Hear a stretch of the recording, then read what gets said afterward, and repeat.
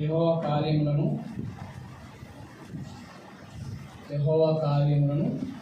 ఆయన వాక్యము స్తుతించబడినది. యెహోవా కార్యములను మరియు ఆయన సందేశం లేదా ఆయన వాక్యము స్తుతించబడింది.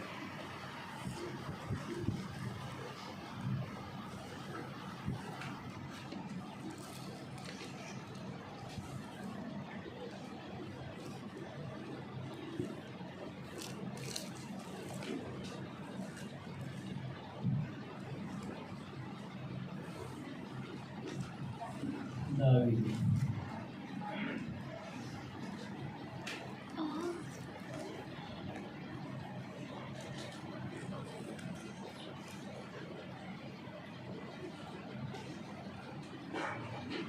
ఒకటి 6 లైన్లో దేవుని మహిమ సృష్టిలో కనిపించింది. దేవుని మహిమ సృష్టిలో కనిపించింది. దేవుని మహిమ సృష్టిలో కనిపించింది.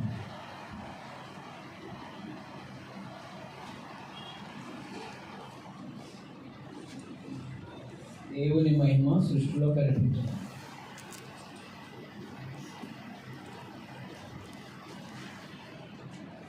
ఆకాశములు దేవుని మహిమను వివరిస్తున్నాయి. అంతరిక్షము ఆయన చేతి పనిని ప్రచురపరుస్తుంది. ఆకాశము అంతరిక్షము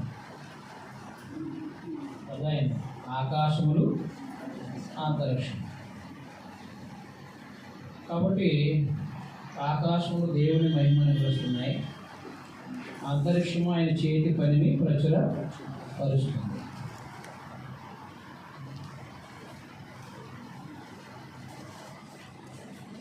అది మీరు యోగ ప్రార్థనకి వెళ్తే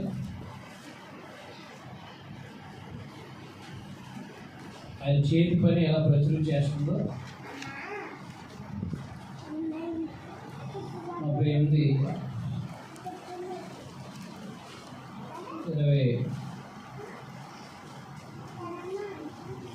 నుంచి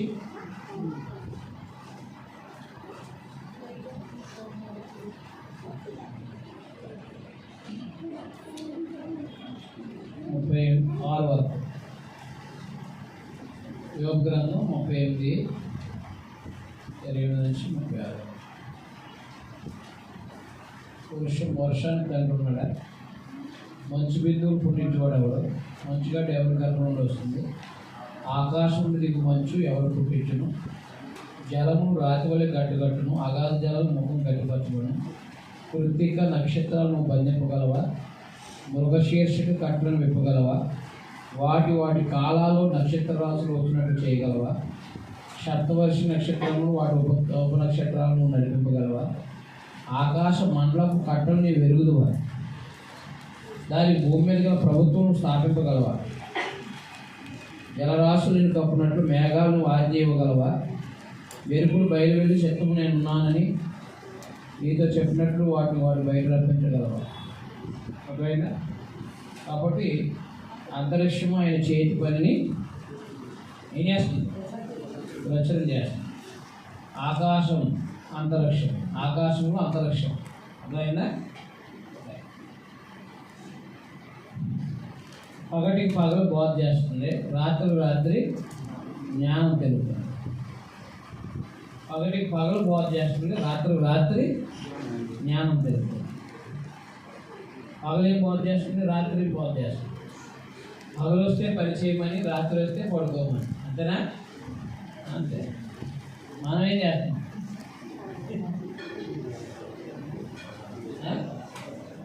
చేస్తాం? పగలు పడుకున్నాం, రాత్రి తిరుగుతున్నాం. అంటే దేవుడి సృష్టి కూడా ఏం చేస్తుంది? మానవుడికి హెచ్చరిక చేస్తుంది.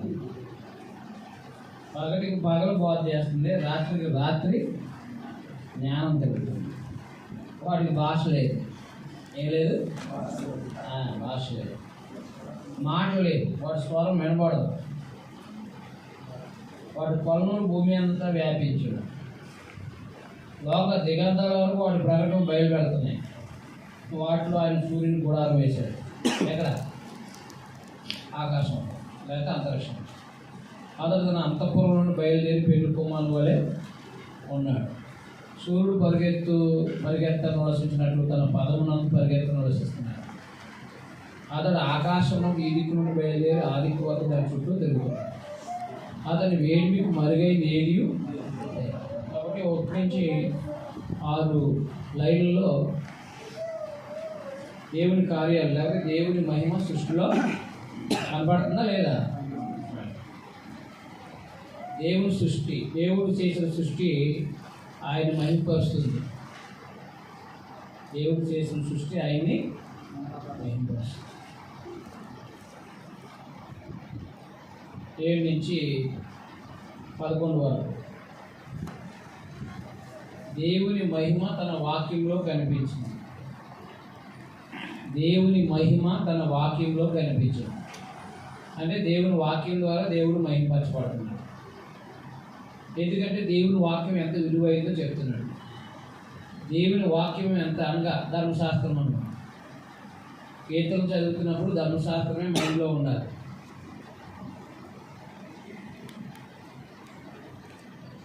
యెహోవా నియమించిన ధర్మశాస్త్రం యథార్థమైంది.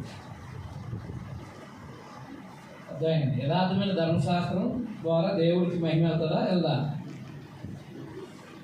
కాబట్టి అది నా ప్రాణము తెప్పరల చేయదు. అది నా ప్రాణమును తెప్పరల చేయదు. యెహోవా శాస్త్రం నమ్మదగింది. అది బుద్ధిహీనులకు జ్ఞానం పుట్టించు. బుద్ధిహీనులకు యెహోవా ఉపదేశము నిర్దోషమైనవి, అవి హృదయము సంతోషపరచు. యెహోవా ఉపదేశములు నిర్దోషమైనవి, అవి హృదయాన్ని సంతోషపరచు. యెహోవా ఏర్పరిచిన ధర్మము నిర్మలమైంది, అది కన్నులకు వెలిగించు. యెహోవా యందైన భయము పవిత్రమైనది, అది నిత్యము నిలుచు. యెహోవా న్యాయ విధులు సత్యమైనవి, అవి కేవలము న్యాయమైనవి. అవి బంగారు కంటే విస్తారమైన వేలి బంగారు కంటే కోరదగినవి, తేనె కంటేను జుట్టు తేనె దారుల కంటే మధురమైనవి. వాటి వలన నీ సేవకుడు హెచ్చరికను ఉంది, వాటిని గైకొంట వలన గొప్ప లాభం కలుగు.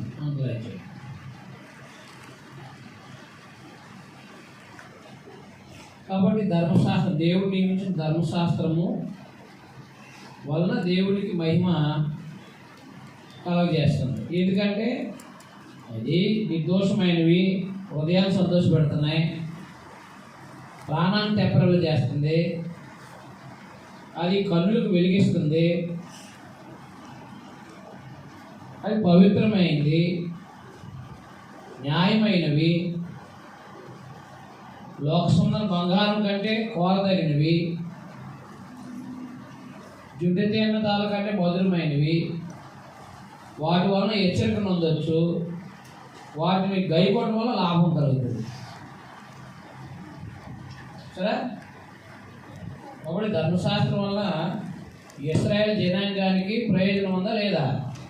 ఉంది. కాబట్టి దేవుని జ్ఞానం లేకపోతే దేవుని ధర్మశాస్త్రము లేకపోతే దేవుని వాక్యము దేవుని మహిమపరుస్తుంది. దేవుని సందేశం కూడా దేవుని ఏం చేస్తుంది? మహిమపరుస్తుంది. 12 నుంచి 14 క్షమాపణ మరియు అంగీకారమునకు అతని ప్రార్థన. క్షమాపణ, అతని అంగీకారమునకు ప్రార్థన.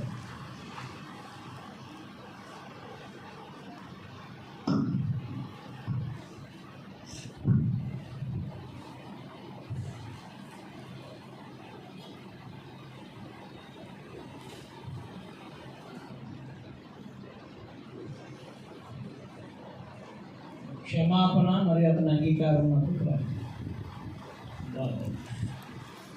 తన పొరపాట్లకు కనుగొనగలవాడేవాడు. నేను రహస్యంగా చేసిన తప్పులు క్షమించి నన్ను నిర్దోషిగా తీర్చున్నాను. దురాభిమాన పాపంలో పడకుండా నీ సేవకుని ఆపుము, వాటి నన్ను ఏలనీయము. దురాభిమాన పాపంలో పడకుండా నీ సేవకుని ఆపుము, వాటి నన్ను ఏలనీయకము అన్నాడు. అదే దురాభిమానం, అభిమానం ఉండొచ్చు కానీ ఏమనకూడదు, దురాభిమానం ఉండకూడదు. అభిమానం అంటే ఏంటి, దురాభిమానం అంటే ఏంటి?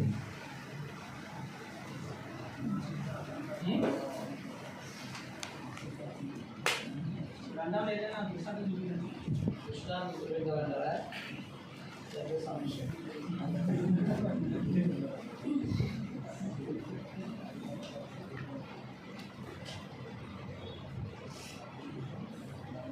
బయట చెప్తారు. ఓకే, ఒక నాయకుడు లోకం చనిపోయాడు, ఆ నాయకుడు మంచి పనులు చేశాడు. క్రైస్తవులందరూ కూడా ఏం చేశారంటే దేవుడు అంత స్థానంలో పెట్టారు ఆయన. దాన్ని ఏమంటారు? అభిమానం ఉండొచ్చు. మంచి పనులు చేస్తున్న వాడి పట్ల ఏముండొచ్చు, మంచి పని చేస్తున్నాం అభిమానం ఉండొచ్చు. కానీ అది దేవుని కంటే ఎక్కువై ఉంటే అదేమంటారు, దాన్ని దురాభిమానం అంటారు. దురాభిమానం అంటే అదన్నమాట. దురాభిమాన పాపంలో పడకుండా నన్ను, కాబట్టి ప్రభునందున మనము గౌరవించాలి అంతే, అభిమానం చూపాలి తప్ప మంచి పనులు చేసినందుకు దేవుని విడిచిపెట్టేసి, అంటే దేవుని స్థానంలో ఆయన ఎవరిని పెట్టకూడదు. దురాభిమాన పాపంలో పడకుండా నీ సేవకు వాడిని అంత ఎలా చేస్తాను అంటే, దురభిమాన పాపంలో ఎలా పడిపోతాము? నువ్వు ఎవరైనా అభిమానిస్తావు అనుకోండి, అతను తప్పు చేస్తే నువ్వేం చేస్తావు? అభిమానించేవాడు తప్పు చేస్తే ఏం చేస్తావు? రైట్, సరే, అప్పుడు నువ్వు పాపంలో పడిపోతావు. ఏం చేస్తున్నావు? అప్పుడు ఏం చేసిందంటే నీ అతని మీద నా అభిమానం చేత నువ్వు దేవుని నియమాన్ని మీరేసావు. అదైనా అదవలేదా? దేవుని నియమాన్ని మీరేసావు. అలా అప్పుడు దురాభిమాన పాపంలో పడకుండా ఏం చేయండి? దురాభిమాన పాపంలో పడకుండా నీ సేవకుని ఆపం వాటిని నన్ను ఏలనీయకు. అది ఏలబడితే చేస్తారా చేయవా? మనకి చేస్తూ ఉంటాయి. మరి ఎవరి మీద అభిమానం ఉందో, ఎవరి మీద దురాభిమానం ఉందో చూసుకుంటే జాగ్రత్తగా వాళ్ళ విషయంలో పాపం చేయకుండా ఉంటాను. అప్పుడు నేను యథార్థవంతుడిని అధిక ద్రోహం చేయకుండా నిందారహితుడిని అవుతుంది. ఎప్పుడు? అప్పుడు నేను యథార్థవంతుడినై అధిక ద్రోహం చేయకుండా నిందారహితుడును అవుతుంది. అర్థమైంది ఇప్పుడు? యథార్థవంతుడినై అధిక ద్రోహం చేయకుండా నిందారహితుడిని అవుతుంది. దురభిమాన పాపం ఉందనుకోండి, యథార్థతను పోగొట్టుకుంటాం. అవునా? ద్రోహం చేసే పరిస్థితులు ఏర్పడతాయి. అదే అభిమానం ఉందనుకోండి, అభిమానిస్తాం అంతే, కానీ తన కోసం పాపం చేసేటట్టుగా ప్రవర్తించాం, యథార్థతను పోగొట్టుకోలేము. దురాభిమానం ఉందనుకోండి, మనకి ఏం చేస్తామంటే దేవుని యొక్క ఆజ్ఞను మీరేస్తాం అన్నమాట.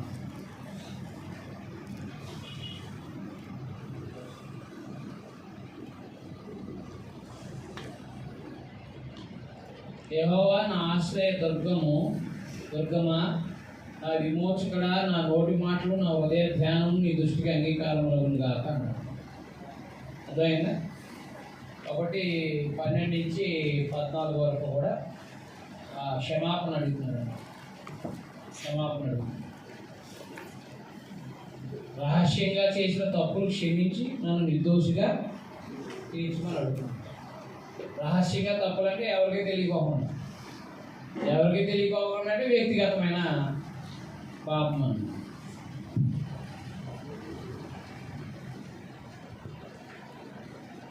రహస్యంగా చేసిన పాపాలను క్షమించమని అడుగుతున్నాను. కాబట్టి 19వ కీర్తన ఆయన సృష్టి, ఆయన సందేశము ఆయన మహిమపరుస్తున్నాయి. అవునా? ఆయన సందేశము, ఆయన సృష్టి ఏం చేస్తున్నాయి? మనం చేసే మన తప్పులు మనం దేవుని క్షమాపణ అడగడానికి ఎప్పుడు సిద్ధపడము. ఇది ధర్మశాస్త్రము మనం వివరించేటప్పుడు కొత్త నిబంధన కూడా చాలా విలువైందని చెప్పి, విలువైన దానికి సంబంధించి మనము విలువైన దానిగా ఎంచి వాటికి లోబడి జీవించాలనే సంగతులు మనం ఏర్పరుస్తూ ఉంటాం.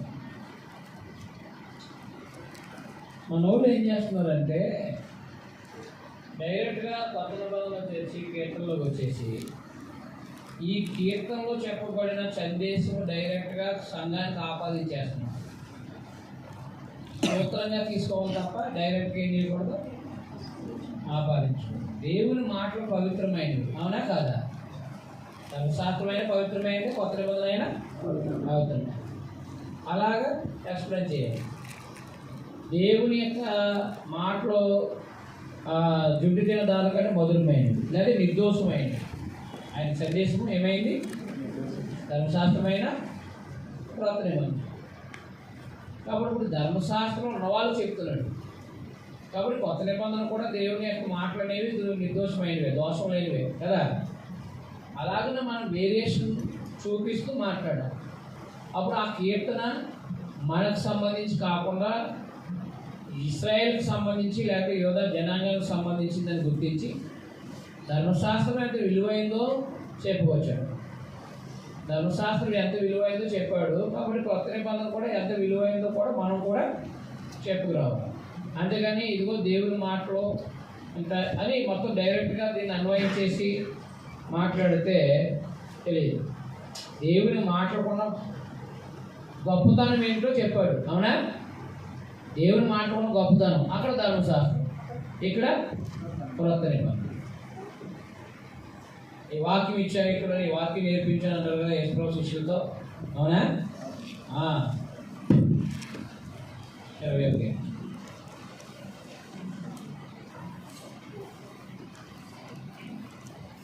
కీర్తన రాజు విజయం కొరకు ప్రార్థన.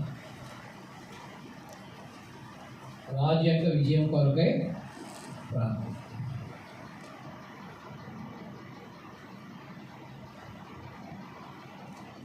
రాజు విజయం కొరకై ప్రార్థన. దావీదు.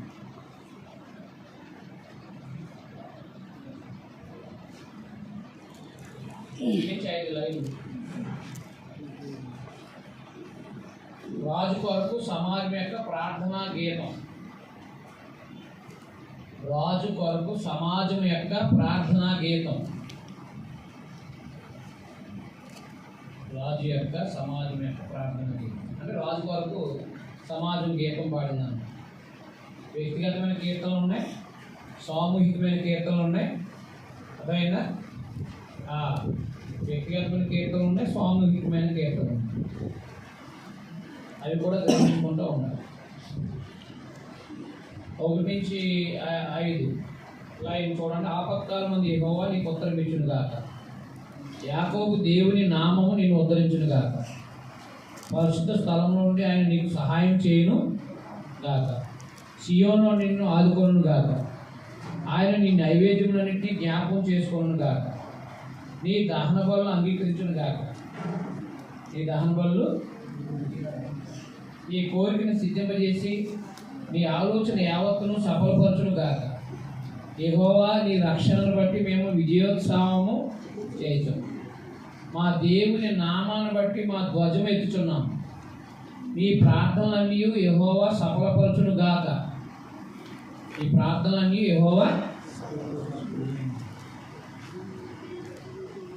కాబట్టి 1 నుంచి 5 లైన్లో ఎవరి గురించి మాట్లాడుతున్నారు వాళ్ళు? రాజు కొరకు ప్రార్థనా గీతం అన్నమాట. రాజు విజయం కొరకైన ప్రార్థన గీతాన్ని చెప్తే 6 నుంచి 6 నాయకులు ధైర్యంగా స్పందించడం. నాయకుడు ఎవరి కోసమైనా ప్రార్థన చేశారో ఆయన స్పందించాడు. ఆలోచనలో 6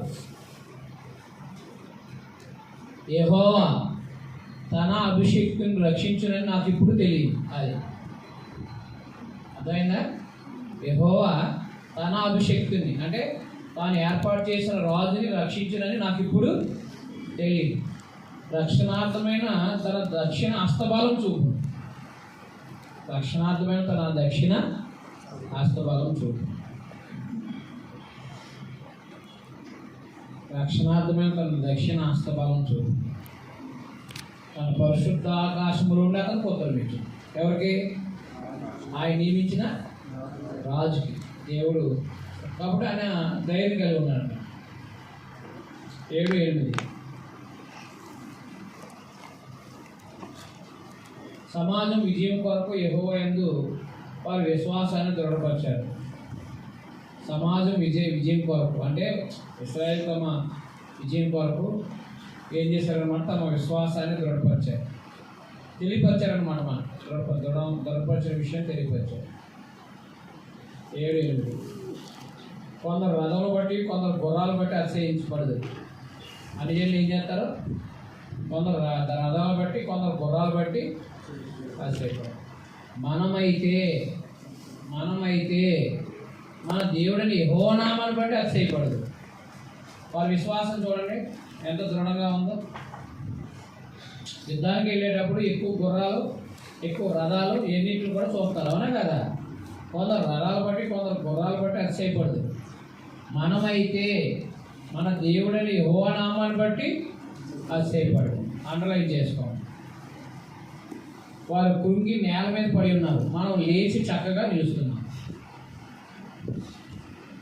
వారు కృంగి నేల మీద పడి ఉన్నారు, మనం లేచి చక్కగా నిలుస్తున్నాం. 9 యెహోవా మమ్మల్ని రక్షించుము అన్నాం. యెహోవా రక్షించుము, మేము మొరపెట్టినప్పుడు రాజు మాకు ఉత్తరం ఇచ్చాడు. యెహోవా మమ్ము రక్షించు. కాబట్టి రాజు కొరకైనా దేవునికి విన్నపం అన్నమాట. రాజు కొరకు విన్నపం చేస్తే రాజు ఏమో అవును దేవుడు తన అభిషేకుడిని ఆయన నిలబెడతాడని చెప్పేసి ఆయన ధైర్యంగా ఉన్నాడు. వీళ్ళ విశ్వాసాన్ని బయలుపరిచారు. ఎవరి విశ్వాసాన్ని? ఈ గీతాన్ని పాడిన వారి విశ్వాసాన్ని ఏం చేశారు? బయలుపరిచారు. రథాలు బట్టి గుర్రాలు బట్టి మేము అతిశయపడలేదు. మనమైతే మన దేవుడిని యెహోవా నామాన్ని బట్టి అతిశయపడాలి. అండర్లైన్ చేయడం వచ్చు. లైన్ అధ్యాయాలు వచనాలు అనకూడదు, కీర్తనలు అనకూడదు, అధ్యాయాలు వచనము అనకూడదు. అధ్యాయాలు 45 అధ్యాయము అనకూడదు, 45 కీర్తన, అంతేనా? ఎన్నో లైను?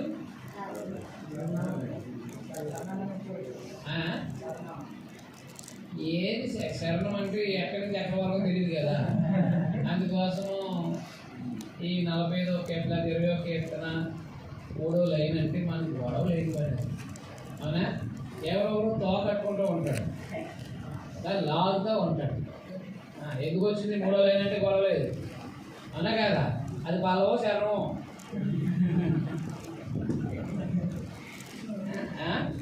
శరణం అంటున్నారు, మీకు తెలుసా? అక్కడ నుంచి ఎక్కడ దాకా శరణం చెప్పండి అంటాడు. అప్పుడు మనం ఏం చెప్తాం?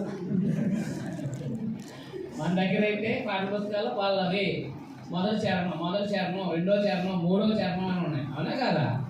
మరి ఇప్పుడు ఏం చేద్దాం? వీటిని మనం అవగాహన చేసుకోవడానికి సస్తున్నాం. ఎందుకని మన వాళ్ళందరూ మహా అర్థాలు చెప్పుకుంటా పాడు చేసి పడేశారు కీర్తనలు, అవునా? అందుకని దేవుడి పిల్లలకి మనం అర్థం చేసుకోవడానికి చాలా ప్రయాసపడతాం. అది అందులో వాటిని మళ్ళా ఇలా మాట్లాడితే ఇబ్బంది అవుతుంది. 4వ చరణం, 3వ చరణం అంటే ఏముంది ఇక్కడ?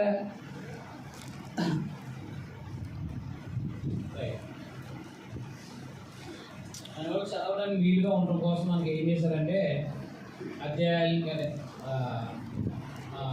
కింద వచనాల కింద వేశారు. కీర్తనలు కూడా దానికి అలాగే ఆపాదించేసారు. కీర్తన 43వ వచనం అని పెట్టేస్తారు. 21వ కీర్తన,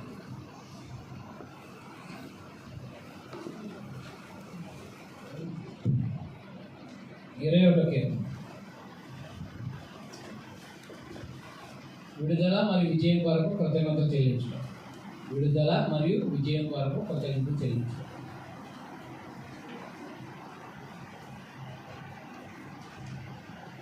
విడుదల మరియు విజయం కొరకు కృతజ్ఞత చెల్లించు.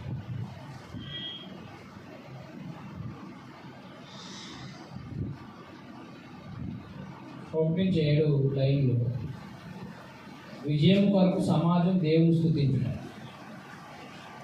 విజయం కొరకు సమాజం దేవుని స్తుతించుట. విజయం కొరకు సమాజం దేవుని స్తుతించుట.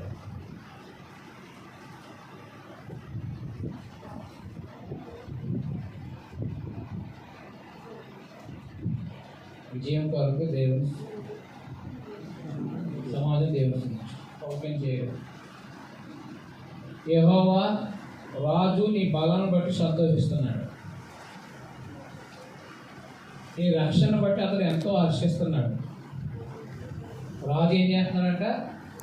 దేవుని బట్టి సంతోషపడతాడంట. నీ రక్షణ బట్టి అతను ఎంతో అంటే ఏంటి? అది కూడా సంతోషమే. అతని మనోభీష్టము నువ్వు సఫలం చేయించున్నావు. ఎవరిది? రాజుది. మర్చిపోకండి. అతని పెదవుల నుండి వచ్చిన ప్రార్థన నువ్వు మానక అంగీకరిస్తున్నావు. ఎవరి ప్రార్థన? రాజు యొక్క ప్రార్థన. శ్రేయస్కరమైన ఆశీర్వాదాలతో నువ్వు అతన్ని ఎదుర్కొంటున్నావు. ఎవరు? దేవుడు. అతని తల మీద అపరాజి కిరీటం నువ్వు ఉంచి ఉన్నావు. అపరాజి కిరీటం ఎవరు పెడతారు? అతని తర్వాత ఆయుష్ నిమ్మత నేను వరమాడుగా నువ్వు దాన్ని అతనికి అనుగ్రహించి ఉన్నావు. ఆయుష్ నిమ్మనాథ నేను వరమాడుగా నువ్వు అతనికి దాన్ని అనుగ్రహించావు. అంటే రాజు ప్రార్థన చేశాడు, ఆయుష్ ఇమ్మని అడిగారు. దావీదు కీర్తనం లేకపోతే ఇజ్కియా కీర్తనం ఇది, అంతేనా? సదాకాలం నిలుచు దీర్ఘాయువు నువ్వు దయచేసి ఉన్నావు. సదాకాలం నిలుచు దీర్ఘాయువు నువ్వు దయచేసి ఉన్నావు. నీ రక్షణ వలన అతనికి గొప్ప మహిమ కలిగింది. నీ రక్షణ వల్ల అతనికి గొప్ప ఒకవేళ సూర్యుని చేతి నుండి కాపాడిందేమో, దేవతను పంపించి చంపించింది. గౌరవ ప్రభావం అతను ధరింపజేసి ఉన్నాం. దేవుడు రాజుకి ఏం చేశాడు? గౌరవ ప్రభావం ధరింపజేశాడు. నిత్యము ఆశీర్వాద కారకుడిగా ఉన్నట్లు నువ్వు అతను నియమించి ఉన్నావు. ఎవరిని? రాజుని. దేవుడు నీ సన్నిధిని సంతోషంతో అతను ఉల్లసింపజేసి ఉన్నావు. ఏలైనగా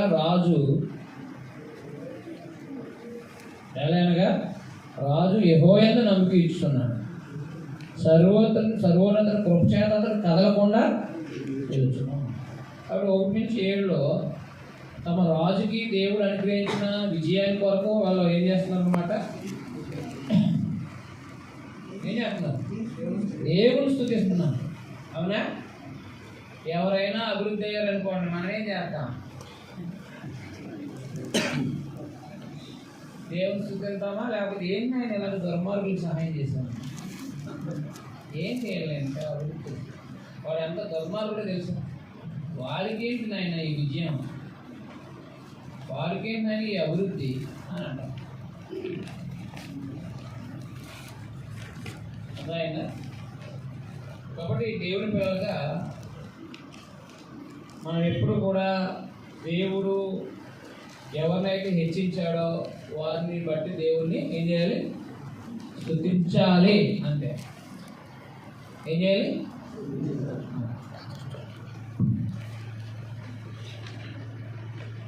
8-12 వరకు రాజుని ప్రోత్సహిస్తూ వారు పలికిన మాట. రాజుని ప్రోత్సహిస్తూ వారు పలికిన మాట.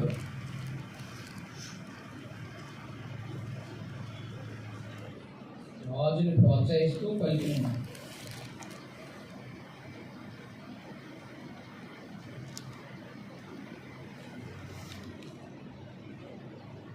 రాజుని ప్రోత్సహిస్తూ పలికిన మాట.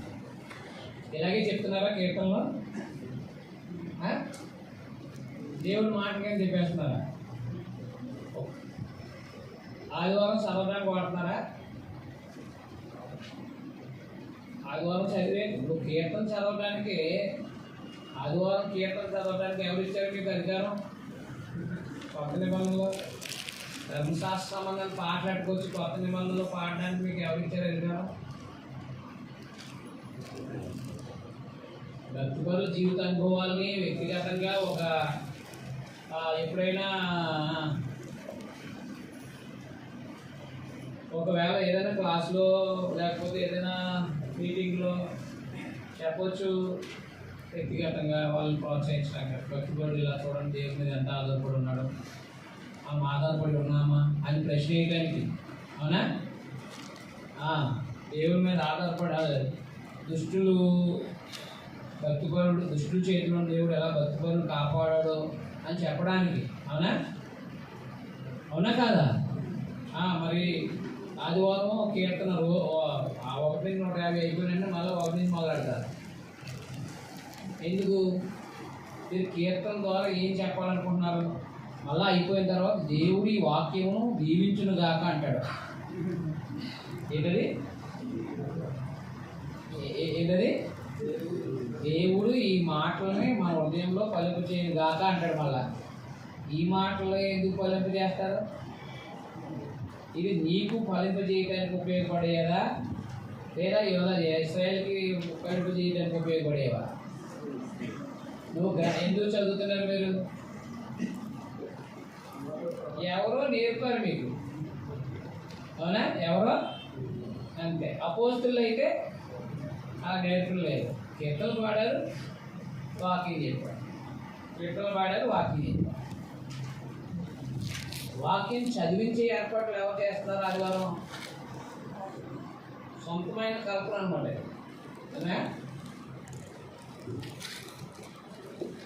అలవాటు అనేది మనకి అపోస్తుల బోధలో ఉండాలి. అలవాటు అనేది ఏముండాలి? అపోస్తుల యొక్క బోధలో ఉండాలి. ఆదివారం ఏ చేసినా అపోస్తుల బోధన అనుసరించి ఉండాలి. కీర్తనలు పాడినా, వాక్యం చెప్పినా, పానులు సమర్పించినా అర్థమవుతుందా? అర్థమవట్లేదా? ఏది చేసినా మనకి అపోస్తుల బోధ ఆధారమై ఉండాలి. తప్పు ఏంటంటే అంటారు. అవునా? దేనిపోని కల్పించడం ఏంటది? మేము ఒక ఆయనేమో చదువుతాడు, మరి దేవుని వాక్యం చదువుకుందాం 130వ కీర్తన అంటాడు. దేవుని వాక్యమా కీర్తన? భక్తిపడి జీవిత అనుభవం. మరి దేవుని వాక్యం అని ఎందుకు అంటున్నారు మీరు?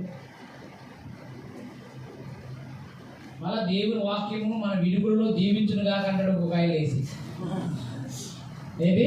దేవుని వాక్యాన్ని మన విడుగుల్లో దీవించును కాక అంటాడు. ఏది? చదివితే దేవుని వాక్యం కాదు, మళ్ళా దేవుని వాక్యాన్ని దీవించును కాక అంటాడు. పైన ఉన్న ఆయన ఎంత బాధపడుతూ ఉంటాడు దేవుని పని బట్టి. అర్థమైనా? అర్థమలేదా? ఎంత లీస్ట్లో ఉన్నారో చూడండి. మీరు లీస్ట్లో ఉన్నారా, విజయంలో ఉన్నారా? మరి ఎలా ఉంటారు మీరు? మనకు అన్నీ ఏంటి తెలుసు. చెప్పేటప్పుడు నేను మాట్లాడతాను అంటాడు. అవునా? దయచేసి దేవుని పిల్లలుగా ఏది అలవాటు చేసినా వాళ్ళకి అంగీకారం కాకపోయినా అపోస్తుల బోధ ప్రకారంగా మనం ఆరాధన అయినా ఏదైనా మనం పెట్టడం, కార్యక్రమాలన్నీ కూడా నిర్వహించాలి. అర్థమైనా? అర్థం లేదా? ఎప్పుడు చదివేస్తారు కీర్తనలే?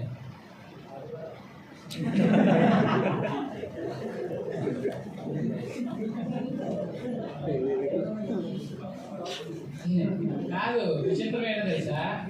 కీర్తనలు పాడేసిన తర్వాత కీర్తన చదవడం, కీర్తనలు పాడేసిన తర్వాత కీర్తనని చదవడం, పాడటం, చదవడం. అద్భుతమైన విధానాలు. ఎక్కడి వచ్చినాయో తెలియదు.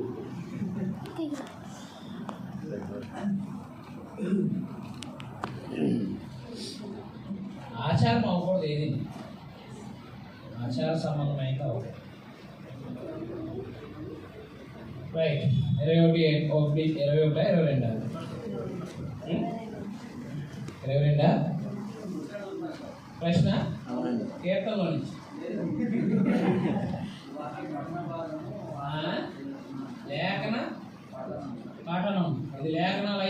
పద్యమా? New testament. అది లేదు కదా, ఎందుక బాధని. లేఖన పట్టణము చదివించే పని ఎక్కడ ఉంది? ప్రసంగానికి ముందు లేఖనం చదివి ప్రసంగం చేసినట్టు ఎక్కడ ఉంది?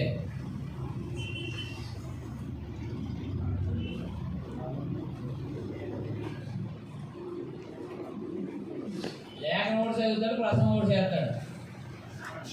అవునా? అంటే జనం ఎక్కువయ్యి మనకి ఎవరికి ఏమి ఇవ్వాలో తెలియక ఏమి ఇవ్వకపోతే ఎవరు బాధపడతారని చెప్పి ప్రార్థన ఒకరికి అర్థమైందా? వచ్చిన ఒకరు చదవడం, మళ్ళీ దానికోసం ప్రార్థన ఒకరికి, మళ్ళా వాకింగ్ చెప్పడం కోసం ప్రార్థన ఒకరికి, ఇవి అనమాట. ఇవాళ ఎవరికి ఇవ్వకపోయినా వాళ్ళు బాధపడతారని. అవునా? కాదు వరకు కొంతమంది, కాదు వరకు కొంతమంది, కాదు వరకు కొంతమంది నడిపించవచ్చు కదా, ఇబ్బంది ఏముంది? ఆమె నన్నేటప్పుడు అందరూ పాలుపోస్తులు అవుతున్నారా? అవట్లేదా? మరి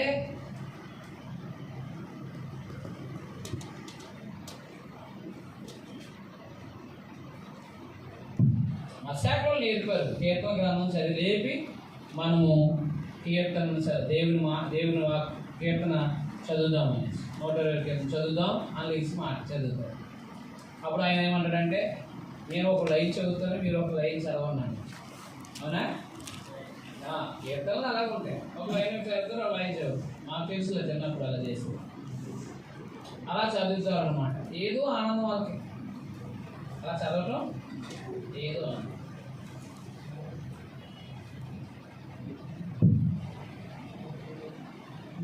ఏం చేద్దాం మరి? కీర్తనల్ని దేవుని మాట్లాడదామా, భక్తి పరులు పాటలు అందామా?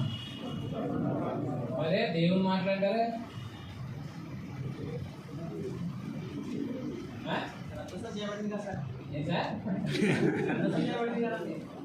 ఏంట్లో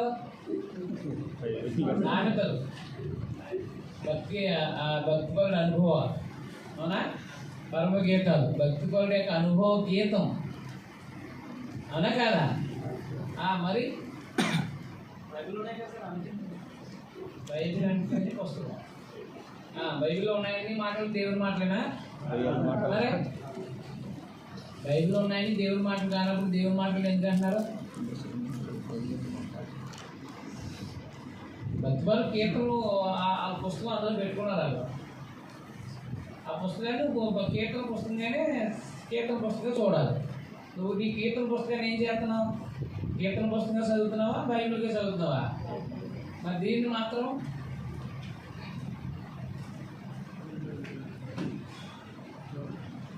అలవాటు చేసేసారు. రేపు ఆదివారం చదివించలేదా? మామూలుగా ఉండదు మీకు. అర్థమైందా? అది అలవాటు చేసి ఆదివారం వద్దన్నారా? అది తృప్తి ఉండదు. ఏమంటే చదవలేదు, కీర్తన చదవలేదు, వెళ్ళిపోతారు ఎవరికి? కీర్తన చదవండి, మర్చిపోయారు మీరు అంటారు. అవునా కాదా? అందుకని అలవాటు జాగ్రత్తగా చేయండి.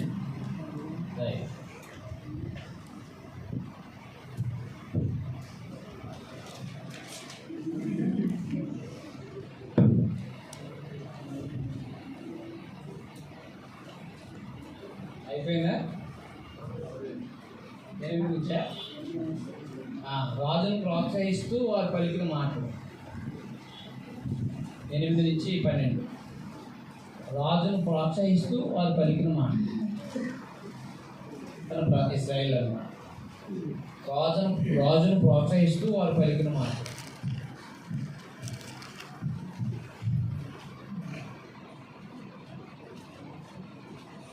నేర్చుకోండి, జాగ్రత్తగా నేర్చుకోండి. వాక్యం సరిదిద్దడానికి ట్రై చేయండి. ఒకసారి మారితే ప్రమాణం వేస్తారు. స్లోగా చేయాలి, సైలెంట్గా చేయాలండి. అర్థమైందా? కొంతమంది కీర్తన చదివిన తర్వాత కీర్తన అంతా ఎక్స్ప్లెయిన్ చేశాక అప్పుడు ఆయన వాక్యంలోకి వెళ్తారు. అదే కొత్త నిబంధన చదివేసిందని ఎక్స్ప్లెయిన్ చేశాక అప్పుడు ఎవరు వెళ్తారు? అదొక పద్ధతి.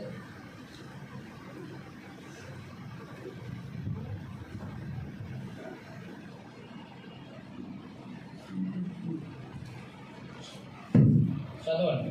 8 నిమిషాలు. నీ హస్తము నీ శత్రువులను చిక్కించుకోను, నీ దక్షిణాస్తం నేను దేశించు వారిని చిక్కించుకోను. నువ్వు ప్రత్యక్షమైనప్పుడు వారు అగ్నిగుణంలో ఎగుతుంది. తన కోపం వల్ల యెహోవా నిర్మూలన చేయదు. అగ్ని వారిని దహించు. భూమి మీద ఉన్న కూడా వారి గర్భఫలాలు నువ్వు నాశనం చేసేది. ఎవరు? రాజు. నరుల్లో ఉండకుండా వారి సంతానం నశింపజేశారు. వారిని కీడు చేయవాలని ఉద్దేశించి దురాపాయం పైనది. ఎవరికి? రాజుకి. కానీ దాన్ని కొనసాగింపలేకపోయారు. నీవు వారిని వెనకకు త్రిప్పివేశారు. నీ వింటి నారులను బిగించి వారిని ముఖం మీద కొట్టదు. నేను వరకు రాజును ప్రోత్సహిస్తూ పలికిన మాట. రాజుని ప్రోత్సహించాను.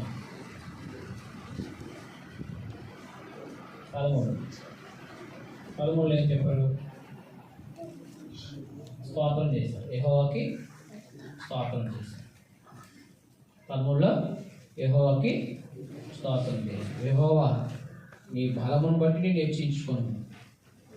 మేము గానం చేయొచ్చు, నీ పరాక్రమను కీర్తించాము. మేము గానము చేయొచ్చు, నీ పరాక్రమను కీర్తించాము. కాబట్టి కీర్తనలు అంటే ఏంటి? ఆయన యొక్క ఔన్నత్యాన్ని, ఆయన కీర్తిని గానం చేస్తున్నాం అన్నమాట. అవి కీర్తనలు. అవునా?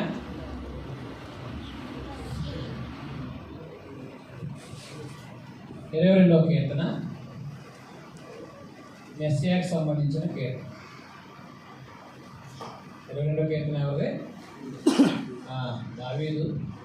కల్వరి వేదన ప్రవచించు కీర్తన. కల్వరి వేదన ప్రవచించు కీర్తన. 22వ కీర్తన కల్వరి వేదనను ప్రవచించు కీర్తన.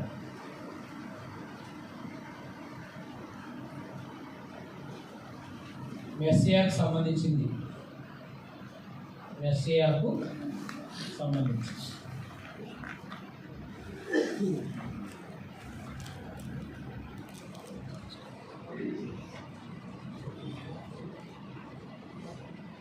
మెస్సియాకు సంబంధించిన కీర్తన కల్వరి వేదన అనుసరి ప్రవచించు కీర్తన. క్రీస్తు ప్రభువు వారు కల్వరి శిలువలో ఎలాంటి వేదన అనుభవిస్తారో ఈ కీర్తన ముందుగా దావీదు ప్రవచించాడు.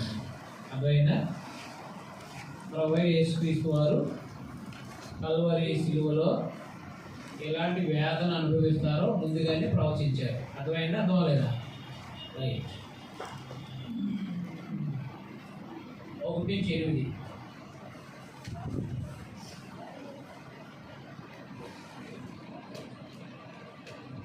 దేవునికి ప్రభు యొక్క ఫిర్యాదు. దేవునికి ప్రభు యొక్క ఫిర్యాదు. ఏం చేస్తున్నాడు ఆయన? బాధపడుతూ దేవునికి ఫిర్యాదు చేసి, దేవునికి ప్రభు బాధపడుతూ ఫిర్యాదు చేశాడు.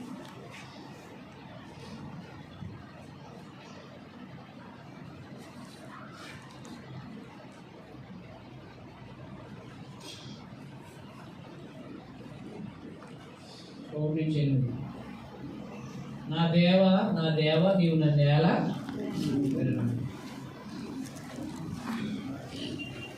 మత్తయి సువార్త 26వ అధ్యాయంలో ప్రభు శిలువలో పలికిన 7 మాటలు ఒక మాట.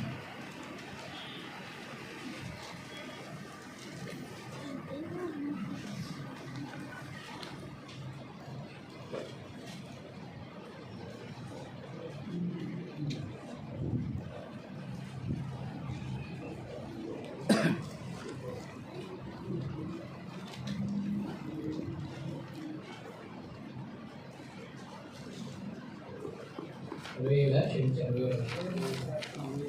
27 క్షమించారు 26 కాదు 27 46.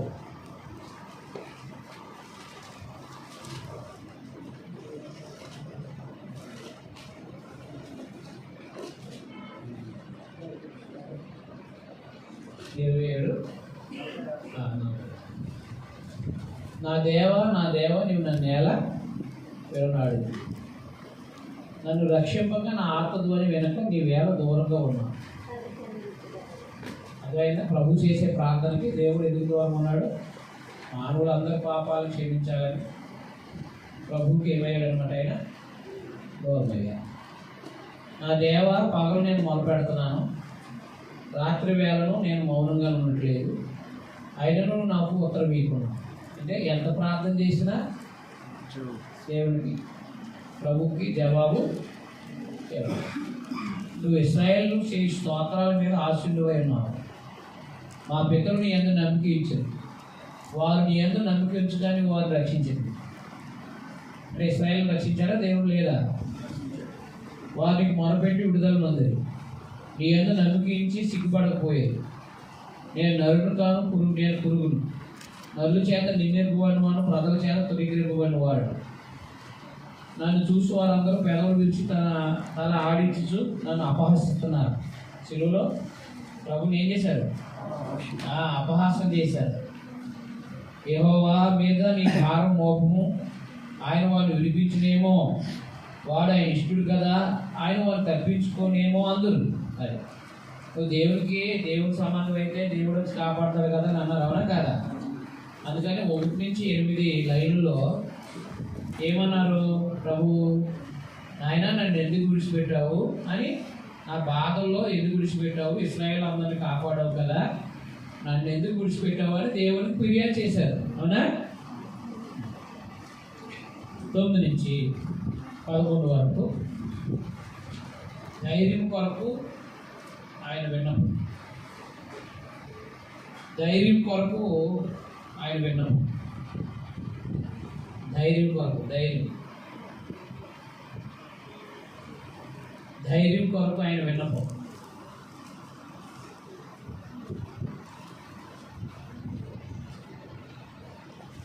ధైర్యం కొరకు ఆయన విన్నపం. గర్భం నుండి నన్ను తీసిన వాడు నీవే కదా, నేను నా తల్లి యొక్క స్తన్యపానం చేయించుండగా నీవే కదా నాకు నమ్మిక పుట్టింది.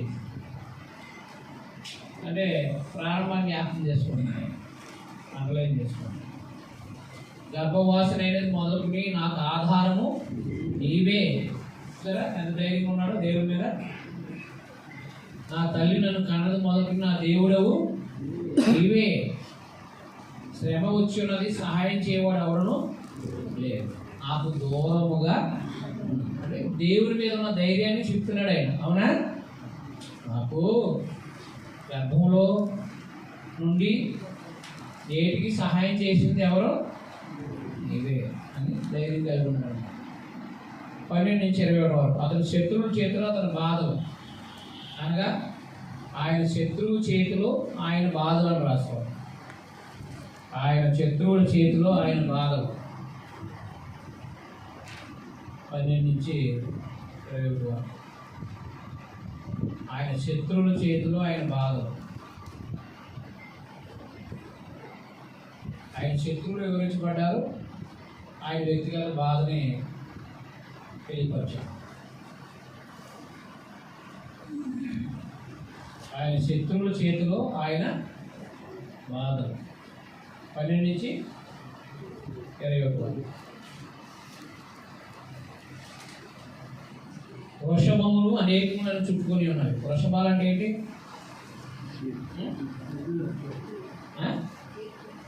ఎద్దులా ఆవులా? ప్రశ్న.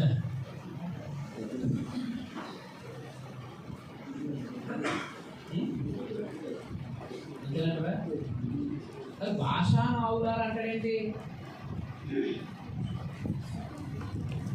ఇది ఆమోస్ గ్రంథం 4లో భాషను ఆవులారా అంటాడు. ఎవరు? ఇశ్రాయేలు.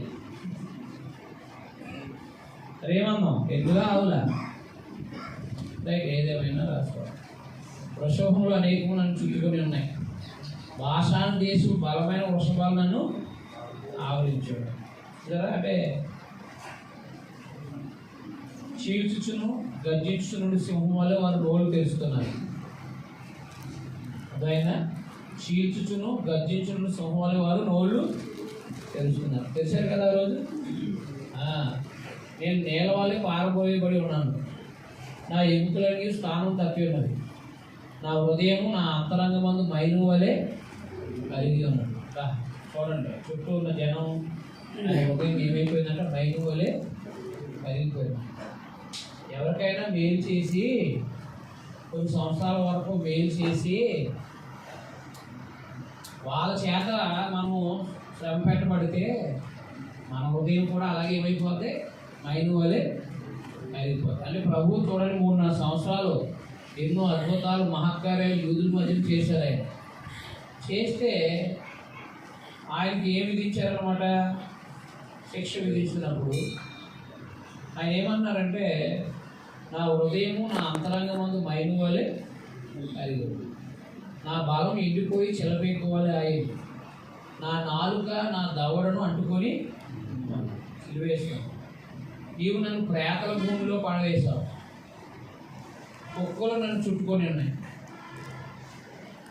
ఆవులు లేక ఎద్దులు ఏమై ఉన్నాయి, కుక్కలు ఎవరేళ్ళ యోధా కుక్కలు ఎవరేళ్ళ యోధా అబద్ధ బాగుతారు కుక్కలు నన్ను చుట్టుకుని అలంకార రీతిగా చెప్తున్నాడు. కుక్కలు చుట్టుకొని దుర్మార్గులు అన్నమాట. కుక్కలేంటి ఎవరాలు కుక్కలే, ఏ కుక్కలి దుర్మార్గులు అయినటువంటి వారు కుక్కల. కుక్కలను చుట్టుకొని అనేవి దుర్మార్గులు గుంపుకుంటూ నన్ను ఆవరించి ఉన్నారు, వారు నా చేతులు నా పాదాలు పొడిచి ఉన్నారు, నా ఎముకలన్నీ నేను లెక్కింపగలను, వారు నిదానిస్తూ నన్ను తేరి చూస్తున్నారు, నా వస్త్రములు వారు పంచుకొంటున్నారు, నా అంగీ కొరకు వారు చీట్లు వేచు. ఇద్దరు ఎంత ఇబ్బంది పెట్టారో చూడండి. యెహోవా దూరముగా ఉండదు, నా బలమా త్వరపడి నాకు సహాయము చేయి, ఖడ్గము నుండి నా ప్రాణము, కుక్కల బలం నుండి నా ప్రాణాన్ని తప్పింపు, సింహపు నోటి నుండి నన్ను రక్షించు, దుర్బోతుల కొమ్ములో నన్ను రక్షించి నా కుక్కలు ఇచ్చి ఉన్నాను. శత్రువుల చేతులు ఆయన పడుతున్న బాధలు అదైనా ప్రభు ఆయన శత్రువుల చేతులు ఆయన పడిన బాధను వివరించుకొచ్చాడు. ఎంత భయంకరంగా చుట్టుముట్టేశారో ప్రభుని, చుట్టుముట్టేసి అవమానాల్ని అద్వైన నిందల్ని మోపుతూ ఆయన వస్త్రాలను లాగేశారు. ఎంత అవమానం చేశారో ఆయన వ్యక్తపరిచాడు. తర్వాత 22 నుంచి 13, 22 నుంచి 25 విడుదల కొరకు ఆయన కృతజ్ఞత, విడుదల కొరకు ఆయన కృతజ్ఞత. దేవుడు యేసుక్రీస్తు వారు తిరిగి లేపారు కదా, కాబట్టి విడుదల చేశాడు దేవుడు. ఆయన విడుదల చేసినందుకు దేవుడు విడుదల చేసినందుకు ప్రభు కృతజ్ఞతలు తెలియజేస్తున్నాడు.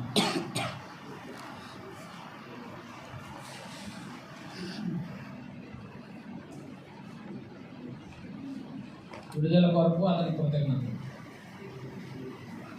ఈ నామం నా సహోదరులకు ప్రచురపరిచేది విడుదల పొందిన తర్వాత, అవునా?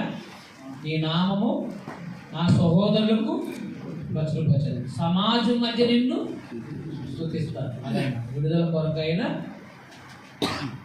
కృతజ్ఞత చెప్తున్నాడు ప్రభు. అది ఎబ్రీ పత్రికలో కదా 2:10 అంటారు కదా, రైట్. ఈ నామం నా సహోదరులు ప్రచురపరుస్తారు, సమాజం మధ్య నేను స్తుతిస్తాను. యెహోవా యందు భయభక్తులు గలవారులారా ఆయన స్తుతించండి, యాకోబు వంశస్థులారా మీరందరూ ఆయన గణపరచండి, ఇశ్రాయేలు వంశస్థులారా మీరందరూ ఆయనకు భయపడండి.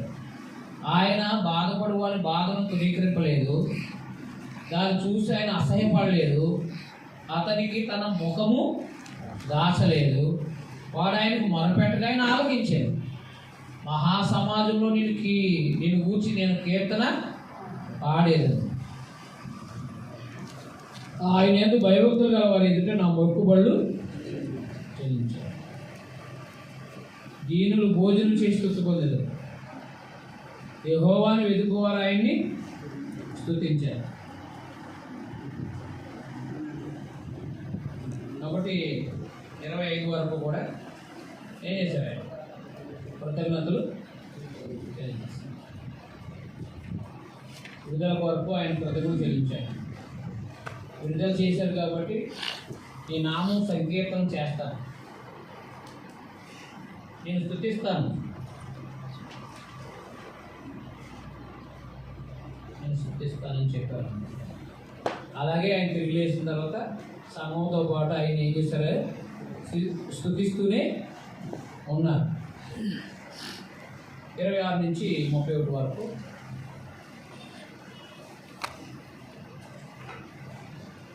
దేవుని దీవెనలో మనుషులందరూ పాల్పొందుతారని అతను ప్రవచించాడు. దేవుని దీవెనలలో మనుషులందరూ పాలు పొందుతారని అతను ప్రవచించాడు. 26 నుంచి 31 వరకు.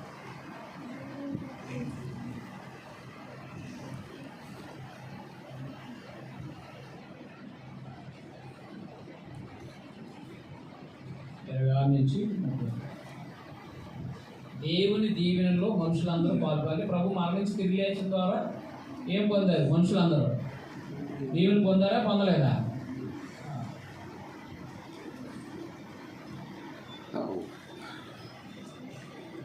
దీనులు భోజనం చేసి తృప్తి పొందారు. యెహోవాను వెతుకోవారు, ఆయన స్తుతించారు. మీ హృదయంలో తెప్పరెళ్ళి నిత్యం బ్రతుకుంది. నిత్యం బ్రతికే కార్యక్రమం క్రీస్తులోనే కదా. బూదిగంతముల నివాసులు అందరూ జ్ఞాపకం చేసుకుని మహా యెహోవా తట్టు తిరిగారు. ఎవరు? బూదిగంతముల నివాసులు అందరూ. మీరు సర్వలోకానికి వెళ్ళి సర్వసృష్టికి అది బూదిగంతముల నివాసులు అందరూ జ్ఞాపకం చేసుకుని యెహోవా తట్టు తిరిగేదారు. యేసు మరణం తిరిగి లేచిన తర్వాత అన్ని జనులు వంశస్థులందరూ నీ సన్నిధికి నమస్కారము అన్ని జనులందరూ కూడా దీవించబడ్డారు. రాజ్యం యెహోవాదే. రాజ్యము యెహోవాదే. అన్ని జనులు ఈలువాడు ఆయనే. భూమి మీద వదిలించిన వారందరూ అన్నపానాలు పుచ్చుకుంటూ నమస్కారం చేశారు. తమ ప్రాణము కాపాడుకోలేక మండిపాలకు వారందరూ ఆయన సన్నిధిని మోకరించారు. ఒక సంతతి వారు ఆయన సేవించారు. రాగో తరములకు ప్రభుని గురించి వివరించరు. వారు వచ్చి ఆయన దీన్ని చేసిరని పుట్టబో ప్రజలకు తెలియజేస్తారు. ఆయన నీతి వారికి రచన. కాబట్టి ఆయన ద్వారా దేవుని ద్వారా దీవెనలు పొందుతారని తెలియపరచాడు. యేసు మరణం పునరుత్థానం ద్వారా అర్థమైంది. మానవులందరూ కూడా ఏం చేయబడతారో? దీవించబడతారని తెలియపరచాడు. 22వ కీర్తన అర్థమైంది? అర్థమలేదా? ఎప్పుడు కీర్తన? కీర్తన మా శాఖలో అందరూ ఎప్పుడు కీర్తారు? కీర్తన ఓకేనా?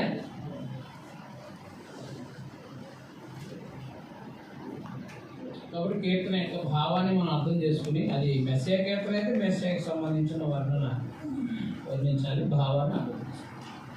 కష్టం ఉంది, ఈజీగా ఉందా?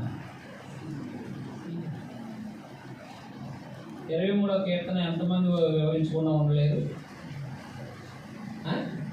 23వ కీర్తన ఎంతమంది వివరించకుండా ఉండలేదు? వివరించారా? వివరించలేదా? ఎలా వివరించారో చెప్పండి.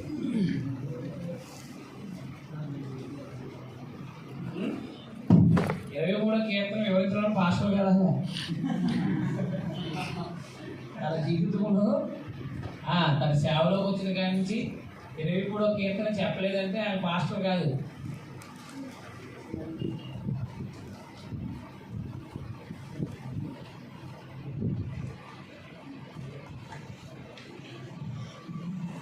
పాస్టర్ కదా, టీచర్స్ ఎవరికి బోధించేవాడు?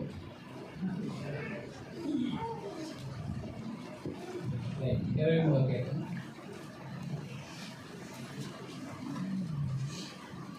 యెహోవాయే దావీదు కాపరి. యెహోవాయే దావీదుకి, లేకపోతే యెహోవా దావీదు కాపరి. యెహోవా దావీదు కాపరి.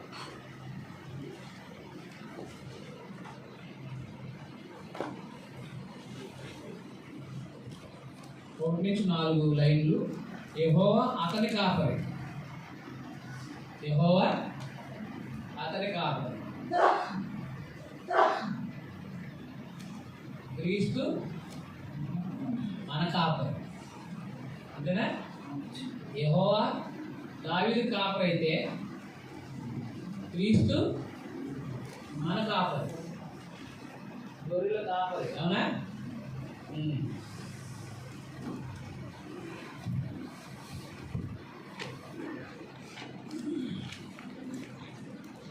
ఒకటి నుంచి 4లో యెహోవా దావీదు కాపరి.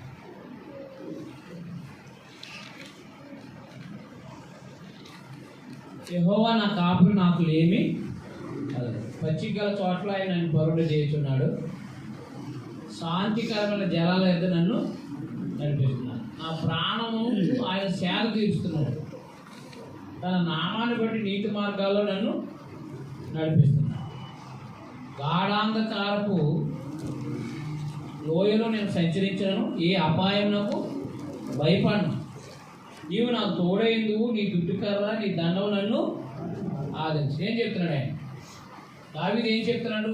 నా ప్రతి అవసరతను నా దేవుడు తీరుస్తున్నాడని చెప్పాడు. అవునా?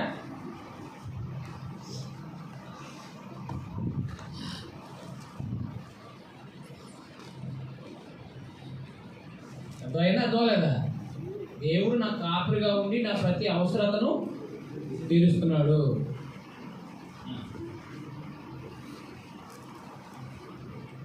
5 నుంచి 6. యెహోవా దీవెనలు పొంగి పొర్లుచున్నాడు. యెహోవా దీవెనలు పొంగి పొర్లుచున్నాడు. యెహోవా దీవెనలు పొంగి పొర్లుచున్నాడు. ఎవరి మీద? దావీదు మీద, క్రైస్తవుల మీద? మరి క్రైస్తవుల మీద అంటారా?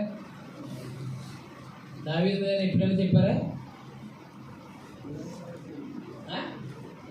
దావీదు మీద చెప్పారా, మన మీద చెప్పారా? చెప్పట్లేదు. నిజాయితీగా ఒప్పుకోవాలి. నిజాయితీ ఎప్పుడు కూడా ఏం చేస్తాడు? నిజాయితీగా ఒప్పుకుంటాడు, తర్వాత దిద్దుకుంటాడు. అర్థమైందా? మేము ఎప్పుడు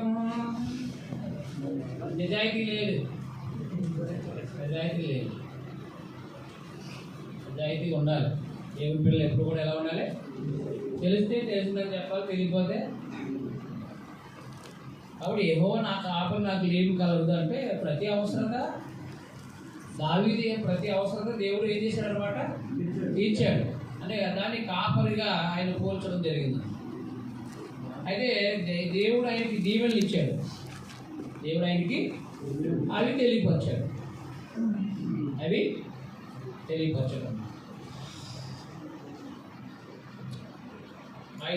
6. నా శత్రువులు ఎదుట నువ్వు నాకు భోజనం సిద్ధపరచదు. నా శత్రువులు ఎదుట నువ్వు నాకు భోజనం సిద్ధపరచదు. నూనెతో నా తల అంటి ఉన్నావు, నా గిన్నె నిండి బొరులుతుంది. తల అంటడం ఏంటి?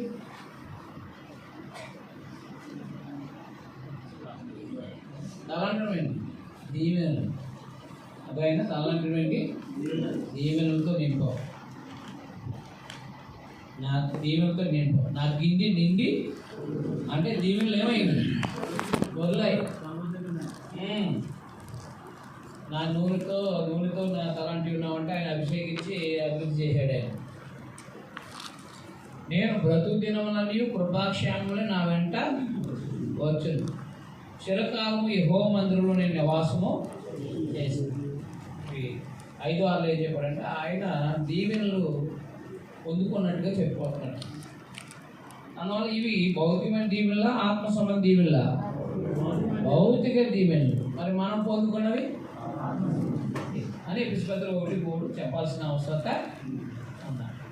మరి క్రైస్తవులైన వారికి కీర్తన చెప్తున్నప్పుడు దేవుడు కాపరై ఉండి అవసరాలు తీరుస్తాడు, భౌతికమైన దీవెనలు అనుగ్రహిస్తాడు అని మాట్లాడేటప్పుడు మరి ఈ భౌతికమైన దీవెనలు వాళ్ళ మీద పెడితే ఎలా కుదురుతుంది? క్రైస్తవుల మీద వాళ్ళకి ఆపాదిస్తే మనం ఏం చేస్తున్న వాళ్ళమే అంటాం. అర్థమైంది. కాబట్టి ఆపోటు బ్రతుకు మాసిదోనియా వాళ్ళలాగా వేదనగా ఉన్న వాళ్ళకి ఈ కీర్తన వివరించి వేస్తే వాళ్ళు ఏమనుకుంటారు, మమ్మల్ని దేవుడు దీవించలేదు భౌతికంగా అనుకుంటారు. అవునా? వాళ్ళ మీద ఆత్మసమైన దీవెనలు అయితే సమృద్ధిగా ఉన్నాయి, కానీ ఈ భౌతికమైన దీవెనలు లేవు. అవునా కాదా?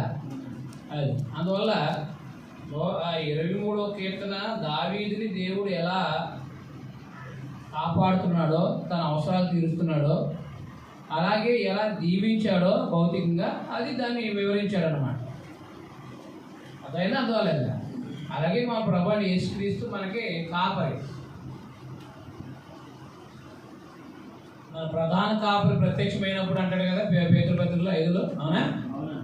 కాబట్టి మన ప్రభు మన కాపరి. నేను గొర్రెలకు మంచి ఏది ఆత్మ సంబంధమైన జీవితంలో నడిపించడానికి, ఆత్మ సంబంధ జీవితంలో నడిపించడానికి. తర్వాత భౌతిక సంబంధం అవసరాలు, అంతే, భౌతిక సంబంధమైన అవసరాలు.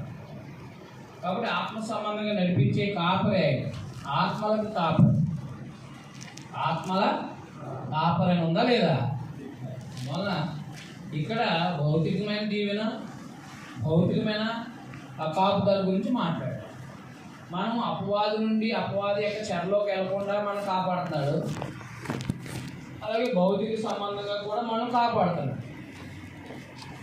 ఆ వేరియేషన్ అనేది చెప్పకపోతే వాళ్ళకి ఎలా అర్థమవుతుంది? అన్నా కాదు?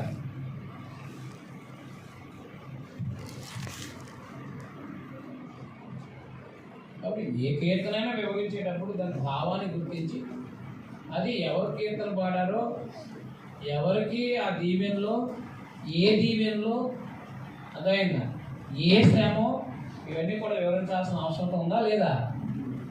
అలా నేర్పించడం ద్వారా వాళ్ళకి కీర్తన మీద ఒక అవగాహన ఏర్పడుతుంది. ప్రసంగం చేస్తాం కొత్త నిబంధనల ప్రకారంగా. ఒక ఆయన కీర్తన తీసి అందులో తీసేసి దాన్ని చెడిపేస్తారు మొత్తం ప్రసంగం. ఒక గంట చేసిన ప్రసంగం ఆత్మ సంబంధం ఎలా బ్రతకాలో చెప్తే, ఇంకొక ఆయన ఏం చేస్తాడంటే కీర్తన తీసి ఏదో ఒక లైన్ని మాట్లాడి ఏం చేస్తాడంటే, ఇంతవరకు మాట్లాడిన ఆ ఆత్మ సంబంధమైన ఎదుగుదలకు సంబంధించిన కీర్తన భావాన్ని, ఆ ప్రసంగాన్ని ఒక వచనంతో, ఒక లైన్తో ఏం చేస్తారంటే దాన్ని అందరినీ పాడు చేయాలి. ఉన్నారు లేరా? ఇప్పుడు నేనేం చేశానంటే, బహిరంగ మీటింగ్లో మొదటి రోజుని మనిషి దేవుడికి ఎలా దూరం అయ్యాడనే అంశాన్ని చెప్పుకొచ్చాను. మనిషి దేవుడికి ఎలా దూరం అయ్యాడు? పాపం అంటే ఏంటి? అదే వద్దు అవుతుందా? నిజంగా ఆజ్ఞలు కాదు, విగ్రహారాధన, వ్యభిచారము, శరీర సంబంధం అపవిత్రత, దీనివల్ల మనము పాపమయ్యాం. తెలుసా తెలీదా? యూదులాగా ఆధ్యాత్మికం అంటారు ఏంటి? ఆడితే ఇంకా వెళ్ళిపోవడమే. కాబట్టి నువ్వు ఎలా పాప అయ్యావో ఎక్కడ చెప్పండి, అధిజనుడు ఎలా పాప అయ్యాడో రామపత్ర ఉడాయిలో చెప్పాడో లేదా? అది చెప్పాలి. కాబట్టి ఎప్పటి నుంచి పాపం చేస్తాడో మనిషి?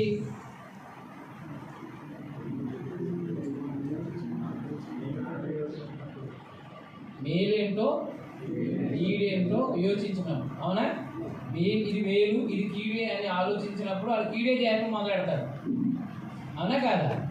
అంటే తను ఏమి ఎన్నుకున్నాడు? మేలుని ఎన్నుకున్నాడు, కీడుని ఎన్నుకున్నాడు. ఎవరి వయసులో కీడుని ఎన్నుకున్నాడు కాబట్టి పాపం చేస్తున్నాడు. అవునా కాదా? అవునా కాదా? అంటే తన స్వహాగానే పాపం చేస్తున్నారా, లేకపోతే ఎవరైనా పాపం చేయించున్నారా? తన స్వహాగానే పాపం చేస్తున్నాడు. మంచి ఏదో తెలిసింది, చెడు ఏదో తెలిసింది, తను చెడే ఎన్నుకోవడం ద్వారా ఏం చేస్తున్నాడు అనమాట? పాపం చేస్తాడు. ప్రసంగం అయిపోయిన తర్వాత ఒక ఆయన లేచి అంటాడు, కుర్రాడు, బాల్యం నుండి మానవ హృదయం ఏంటంట? చెడ్డది.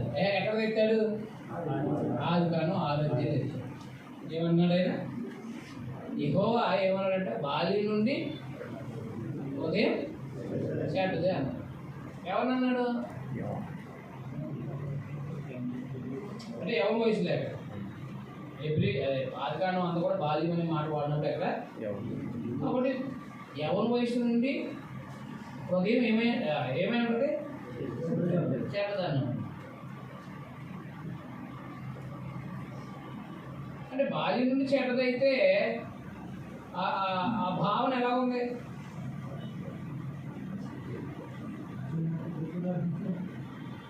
తనకి ఉద్దేశపూర్వకంగా పాపం చేయలేనట్టు, ఆల్రెడీ వాడు బాల్యం నుండి వాడు చెడ్డోడే అన్నట్టుగా ఉందన్నమాట. అవునా కాదా? ప్రసంగ శాస్త్రానికి వచ్చాడు, చెప్పానమాట. ఏదో వచ్చిన జ్ఞాపకం అవుతుంది. ఏది ప్రసంగం అయిపోయిన తర్వాత, ఒక ఆయన ప్రసంగం అయిపోయిన తర్వాత ఇతనికి ఏదో జ్ఞాపకం అవుతుంది, అది అడగతాడు. ఆ ప్రసంగాన్ని పాడు చేయటానికో ఏం చేయటానికో తెలియదు అన్నమాట. మీకు అదైనా దోలేదా? కాబట్టి ఎప్పుడైనా ఒక ప్రసంగం విన్న తర్వాత మనం మాట్లాడకూడదు. మొట్టమొదటి విషయం అదైనా తప్పు చెప్తే మాట్లాడాలి, అంటే వాక్య విరుద్ధంగా మాట్లాడితే ఏదైనా లేఖనాలు మాట్లాడాలి. కానీ ఆ ప్రసంగం చేసిన తర్వాత మనం వ్యాఖ్యానం చేయకూడదు. అది నేర్చుకోవాలి. ప్రసంగించిన తర్వాత ఏం చేయకూడదు? నేను మనం ఎన్నో సందేశాన్ని అనుసరించిన అడుగుతాం అని చెప్పేసి ప్రార్థన చేసుకోవాలి. అవునా కాదా? కొంతమంది ఏం చేస్తారంటే ప్రసంగం చేస్తున్నారంటే వ్యాఖ్యానం చేస్తారు దాన్ని.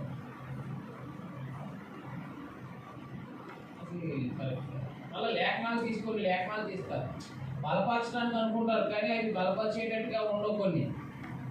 అవునా కాదా? అందుకని నీకు లేఖనాన్ని ఉపయోగించడం రావాలి. బాల్యం నుంచి చెడ్డదే అంటే అర్థం ఏంటి? ఆటోమేటిక్గా ప్రతి యవనస్తుడు చెడ్డోడే. అవునా? మరి బాల్యం నుంచి యవన వయసు నుంచి తిమోతి హృదయం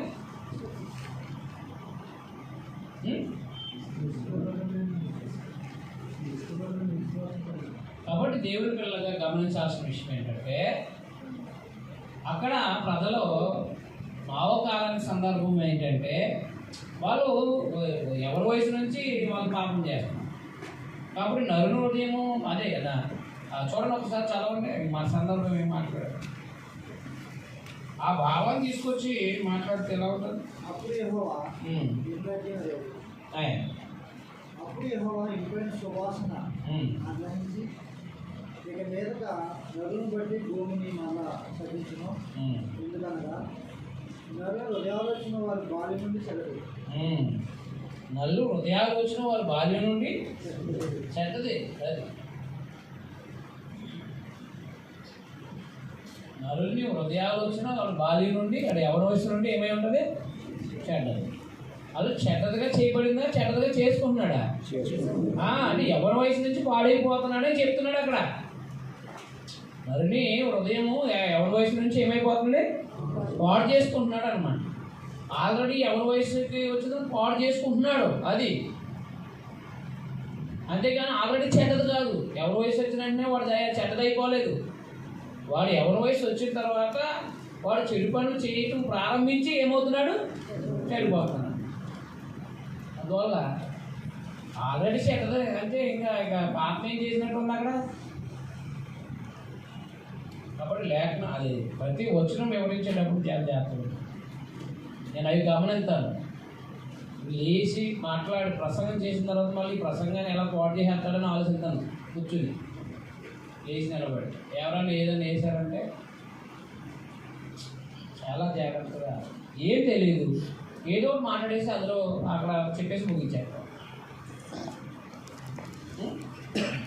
ఏం తెలియదు.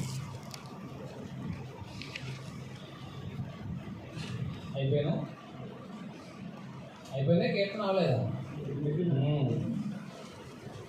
ముందుకు దావీదుకు ఆపాదించాక దాని భావం మనం చెప్పాలి.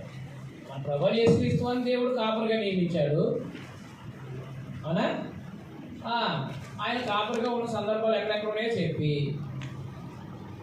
ఆయన మనల్ని ఎలా కాపాడుతున్నాడో మన ప్రభు ద్వారా దేవుడు మనల్ని ఎలా కాపాడుతున్నాడో చెప్పి, ప్రభు ద్వారా మన అవసరాలు ఎలా తీరుస్తున్నాడో తెలియపరిచి అప్పుడు ముగించాలి.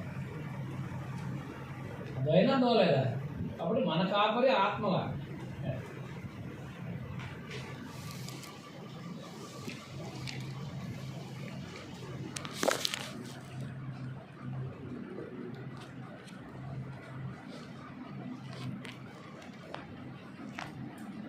24కి చదువుకుని మనం పోయినాం. మళ్ళీ 2 గంటలు కూడుకుందాం.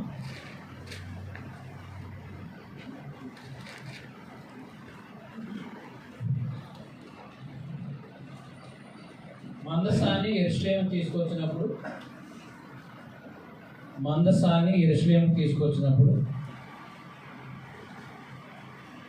మందసమును యెరూషలేము తీసుకొచ్చినప్పుడు ఉత్సహించుటకు పాడినది. అయితే సంతోష గీతం అంటే ఉత్సహిస్తూ పాడిన గీతం.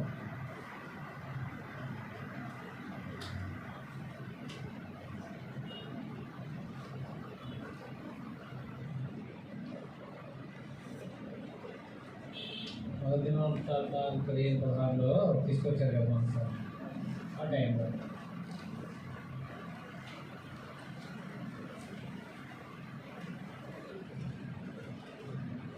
ఒకటి నుంచి 2 లైన్లు. యెహోవా యొక్క సార్వత్రిక పరిపాలన. యెహోవా యొక్క సార్వత్రిక పరిపాలన.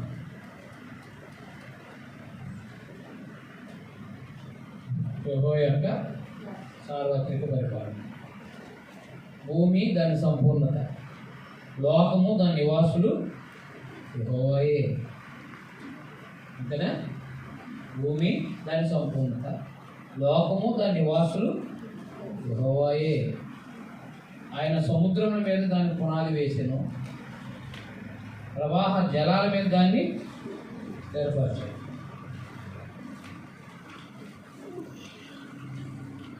కాబట్టి సర్వము దేవుందే, సర్వాన్ని పరిపాలిస్తుంది కూడా ఎవరు? దేవుడు అని మొదటి లైన్లో మాట్లాడారు. 3 నుంచి 6 వరకు యెహోవా ఎదుట వచ్చి వారికి ఉండవలసిన యోగ్యతలు. యెహోవా ఎదుట వచ్చి వారికి ఉండవలసిన యోగ్యతలు. యెహోవా ఎదుటికి వచ్చి వారికి ఉండవలసిన యోగ్యతలు. యెహోవా ఎదుటికి ఉండవలసిన యోగ్యత.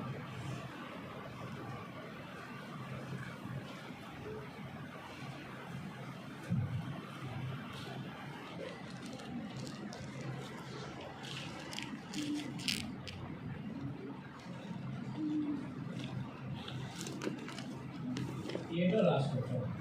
3 నుంచి 6. యెహోవా పర్వతమునికి ఎక్కదగిన వాడు ఎవడు? 15వ కీర్తనలో ఉంటాడు కదా. యెహోవా పర్వతానికి, ఆయన పరిశుద్ధ స్థలంలో నిలవదగిన వాడు ఎవరు? ఎవరు?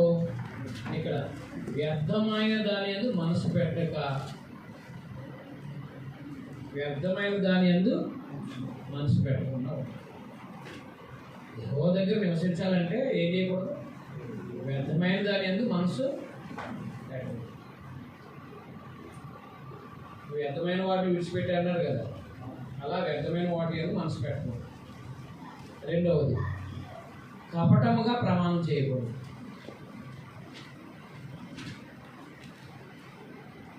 కపటముగా ప్రమాణం చేయకూడదు. ఈ దోషమైన చేతులు శుద్ధమైన హృదయం కలిగి ఉండేవాడే. ఈ దోషమైన చేతులు అంటే ఏ దోషము చేయకుండా ఉన్నవాడు, శుద్ధమైన హృదయం కలిగి ఉండేవాడే. కాబట్టి దేవుని దగ్గర ఉండేవాడు ఎవరంటే, ఈ దోషమైన చేతులు శుద్ధమైన హృదయం కలిగి ఉండేవాడే దేవుని దగ్గర ఉండగలుగుతాడు, అయితే నివసింపగలుగుతాడు.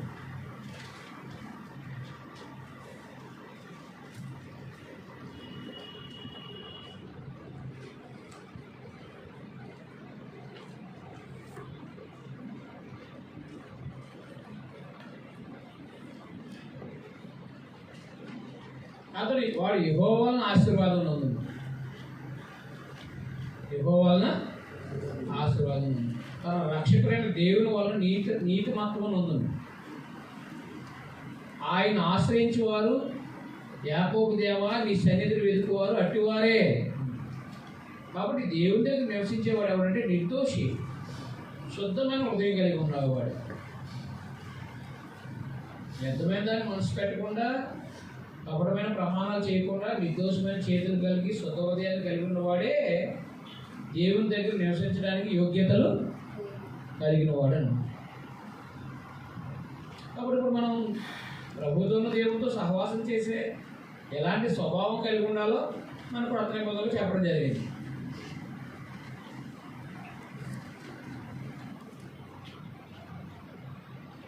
ఏడు నుంచి 10 వరకు. యెహోవా తన పట్టణమును పోచుట. యెహోవా తన పట్టణానికి పోచుట. యెహోవా తన పట్టణానికి పోచుట.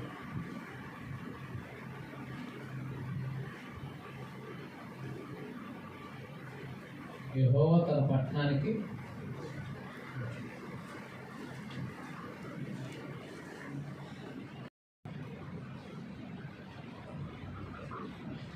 యెహోవా తన పట్టణానికి వచ్చాడు. గుమ్మములారా మీ తలలు పైకెత్తుకోండి. మహిమ గల రాజు ప్రవేశించినట్టు పురాతనమైన తలుపులారా మిమ్మల్ని లేవనెత్తుకోండి. మహిమ గల ఈ రాజు ఎవడు?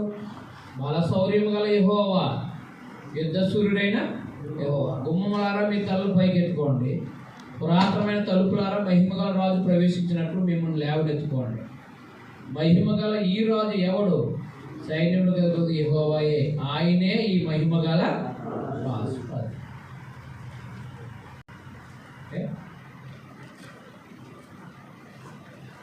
యెహోవా తన పట్టణానికి వస్తాడు అని ప్రవేశిస్తాడని చెప్పడం జరిగింది. యెహోవా తన పట్టణం ఏంటి? యెరూషలేము.